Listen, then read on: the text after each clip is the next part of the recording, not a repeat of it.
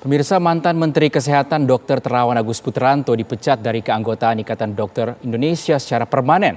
Salah satu alasan Dr. Terawan dipecat yakni karena melakukan promosi kepada masyarakat luas tentang vaksin Nusantara sebelum penelitian mengenai vaksin itu selesai.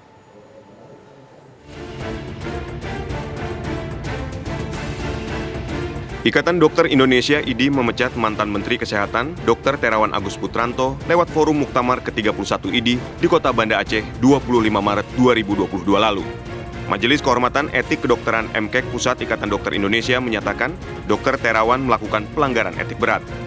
Dalam surat rekomendasi yang dikeluarkan, salah satu alasan pemecatan karena melakukan promosi kepada masyarakat luas tentang vaksin Nusantara sebelum penelitian mengenai vaksin itu selesai. Sebelumnya, vaksin Nusantara yang digagas Dr. Terawan menuai polemik panjang dan dikritik banyak pihak, termasuk Ketua Satgas COVID-19, Pengurus Besar IDI Zubairi Zurban, hingga Badan Pengawas Obat dan Makanan BPOM. BPOM menilai pengembangan vaksin Nusantara tidak sesuai kaidah ilmiah dan medis, serta memiliki banyak kejanggalan dalam proses penelitiannya. Hal inilah yang kemudian membuat vaksin Nusantara sempat dinyatakan tidak lulus uji klinis fase pertama. Padahal Terawan secara tegas mengklaim bahwa vaksin Nusantara mampu menghadapi sejumlah varian COVID-19 yang ada. Vaksin Nusantara berbeda dengan vaksin COVID-19 pada umumnya karena berbasis pada sel dendriti.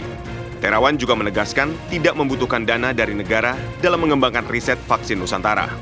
Meski menimbulkan kontroversi, tidak semua pihak menyatakan penolakan. Sejumlah anggota DPR RI dan para tokoh yang percaya penuh pada Terawan justru rela menjadi orang pertama yang disuntik dengan vaksin Nusantara.